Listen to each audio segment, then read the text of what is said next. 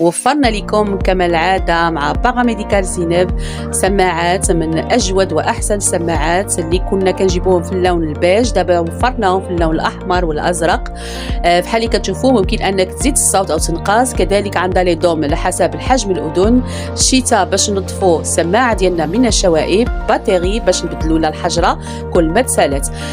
كتجي في اللون في الأزرق في اليسار وكذلك اللون الأحمر في اليمين.